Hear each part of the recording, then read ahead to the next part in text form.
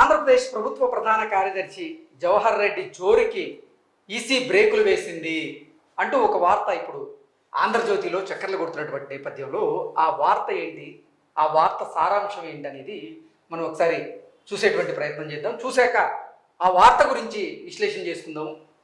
విశ్లేషణ చేసేందుకు ప్రస్తుతం మనతో పాటు ఉన్నారు ప్రముఖ సీనియర్ జర్నలిస్ట్ దుర్గా వడ్లమణి గారు. దుర్గా వడ్లమణి గారితో మాట్లాడుతున్నాం. Madam hi. Madam hi. Andhra Pradesh ప్రభుత్వ ప్రధాన కార్యదర్శి జవహర్ రెడ్డి జోరుకు ఈసీ కళ్యాణ్ అంటూ కూడా ఒక వార్తను మనం చూస్తున్నాం. ఈ వార్త ఏంటనేది ఒకసారి చూసి తర్వాత దీన్ని విశ్లేషణ చేసుకునేటువంటి ప్రయత్నం చేద్దాం. జగన్ సర్కార్కు పోలింగ్కి ముందు సాయం చేయాలనే తలంపుతో సిఎస్ జవహర్ రెడ్డి ప్రతిరోజు ఎన్నికల కమిషన్కు ఏదో ఒక ప్రతిపాదన పంపిస్తున్నారు. పోలింగ్ వేళ వైసీపీ కోసం పలు ప్రతిపాదనలు, వైసీపీ కాంట్రాక్టర్లకు మేలు చేసేందుకేనా, కమిటీ పునః పరిశీలనకు ఈసీ ఆదేశం అంటూ ఒక వార్త వచ్చింది. ఆ వార్త ఏంటనేది చూస్తే, జగన్ సర్కార్కు పోలింగ్కు ముందు సాయం చేయాలన్న తలంపుతో సిఎస్ జవహర్ రెడ్డి ప్రతిరోజు ఎన్నికల కమిషన్కు ఏదో ఒక ప్రతిపాదన పంపిస్తున్నారు. నిధుల విడుదలతో ముడిపడిన అలాగే ఎప్పుడో పూర్తి చేయాల్సినటువంటి పనులను సరిగ్గా ఎన్నికల ముందు తెరపైకి తెస్తున్నారు. వాటిని అమలు చేసేందుకు అనుమతులు ఇవ్వాలంటూ ఎన్నికల ప్రధాన కార్యదర్శికి ప్రతిపాదనలు పంపుతున్నారు. ఇటీవల ఈ ధోరణి మరీ తీవ్రంగా మారింది. తామర తంపరగా సిఎస్ పలు అనుమతుల కోసం ఎన్నికల కమిషన్ కు ఫైళ్లు పంపిస్తున్నారు. ఎన్నికల కోడ్ అమల్లోకి రాకముందే చేయాల్సిన పనులు ఇవి. గతంలోనే బటన్ నొక్కి డబ్బులు లబ్ధిదారుల ఖాతాల్లోకి విడుదల చేయకుండా వాటిని ఇప్పుడు విడుదల చేసేందుకు ఈసీ అనుమతి కోరుతూ సిఎస్ లేఖలు రాస్తుండడం గమనార్హం. వైసీపీ పార్టీకి చెందినటువంటి కాంట్రాక్టర్లకు మేలు చేసేందుకే ఇదంతా చేస్తున్నారన్న సందేహాలు అయితే వ్యక్తమవుతూ ఉన్నాయి. వాస్తవానికి ఇప్పటికే అమల్లో ఉన్నటువంటి నగదు బదిలీ పథకాలకు కోడ్ సమయంలో కూడా కొనసాగించేందుకు అభ్యంతరం ఉండదు. అయితే లబ్ధిదారులందరూ పాతవారే అయి ఉండాలి. జగన్ నగదు బదిలీ పథకాలన్నీ ఎప్పటికప్పుడు కొత్త లబ్ధిదారులను చేరుస్తూ గతంలో ఉన్నటువంటి లబ్ధిదారులను తొలగిస్తూ అమలయ్యేవే.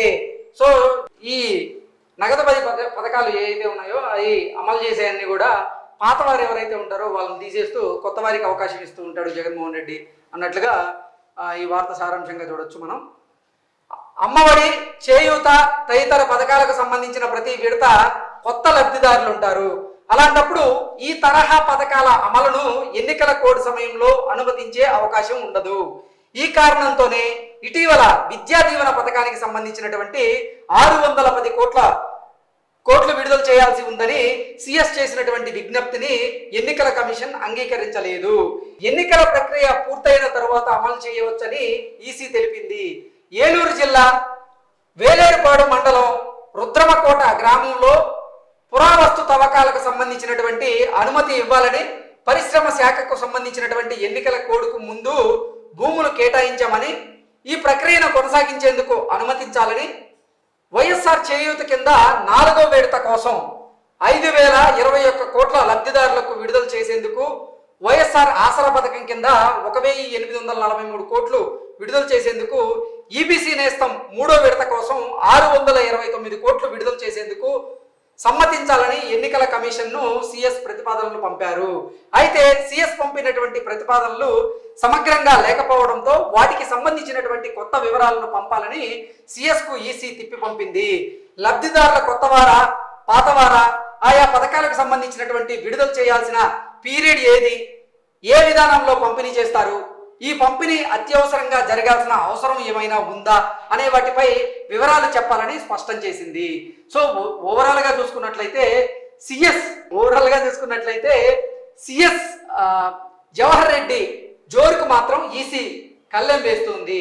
సిఎస్ జవహర్ రెడ్డి నిర్ణయాలన్నీ కూడా వైఎస్ఆర్సీపీకి అనుకూలంగా ఉండేలాగా ఆయన చేస్తున్నారు అనే విధంగా ఆంధ్రజ్యోతి పత్రిక ఈ ఆర్టికల్ని అయితే రాయడం జరిగింది. సో ఈ ఆర్టికల్ మీద విశ్లేషణ చేసేందుకు దుర్గా గారు మనతో ఉన్నారు. దుర్గా గారు, మీరు చెప్పండి ఈ ఆర్టికల్ గురించి మీ విశ్లేషణ ఏంటి?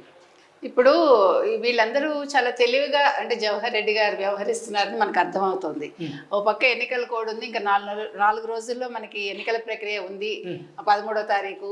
ఇప్పుడు ఆయన అది పంపించడంలో ఆయన ఉద్దేశం ఏంటో మనకి అర్థమవుతుంది. ఇప్పుడు ఇది కూడా పాత లబ్ధిదారులు కాదు వీళ్ళందరూ, లబ్ధిదారులను ఎప్పటికప్పుడు మారుస్తూ ఉన్నారు. అది ఎన్నికల కోడ్ అమల్లో ఉన్న తర్వాత అసలు లబ్ధిదారులను మార్చేటువంటి ప్రక్రియ చేయకూడదు, దానికి ఈసీ అంగీకరించదు. కానీ జగన్మోహన్ రెడ్డికి అనుకూలంగా వ్యవహరించేందుకే జవహర్ రెడ్డి ఇటువంటి నిర్ణయాలు తీసుకుంటున్నారు. లబ్ధిదారులని కొత్త వారిని ఎంపిక చేసి ఎవరైతే న్యూట్రల్గా ఉంటారో వారిని వైసీపీ వైపు తిప్పుకునేందుకు ఆ లబ్ధిదారులను ఈ పథకాలు యాడ్ చేసి వారికి లబ్ధి చేకూర్చేలాగా సిఎస్ జవహర్ రెడ్డి గారు ప్రయత్నాలు చేస్తున్నారు అన్నట్లుగా చూస్తూ ఉన్నాం. అసలు ఏంటి ఇది? ఇక్కడ మనం 3 పాయింట్స్ చెప్పుకోవాలి. మీరు చెప్పినట్టుగా ఒకటి కొత్త లబ్ధిదారులు, కొత్త లబ్ధిదారుల వల్ల మీరు చెప్పినట్టుగా వాళ్ళు మనకి ఓటేస్తారేమో అనే ఒక ఊహ. రెండోది ఈ డబ్బులన్నీ కూడా మళ్ళా ఇప్పుడు పథకాలకి ఖర్చు పెడతారో లేదో తెలియదు కానీ వాళ్ళ ఖజానాకైతే తరలించుకోవచ్చు. మూడోది ఇప్పుడు ఈసీ ఒప్పుకోరని వాళ్ళకి ముందే తెలుసు, తెలిసి దీన్ని పంపించారంటే వాళ్ళ ఉద్దేశం ఏంటంటే ఇది కూడా అదిగో తెలుగుదేశం వాళ్ళు ఇది జరగకుండా చేస్తున్నారు, అయితే జనసేన జరగకుండా చేస్తోంది అనే ఒక ఉద్దేశం, అంటే ప్రజల్లో దాన్ని తీసుకురావాలనే ఉద్దేశంతో వాళ్ళు ఈ పని చేస్తున్నారు. ఎందుకంటే మనకి ఇప్పుడు వాలంటీర్స్ వ్యవస్థ ఏదైతే ఉందో అది ఈ రోజు కూడా వాళ్ళు మాట్లాడుతున్నారు. వాలంటరీ వ్యవస్థని రద్దు చేయమని కోరారు, మీకేమో అవ్వతాతలకి పెన్షన్ రాకపోవటానికి వాళ్లే కారణం అని ఇంచుమించు మనకి గత 40 రోజులుగా వాళ్ళు అదే అంశం మీద వాళ్ళు ప్రజల్లోకి వెళ్తున్నారు.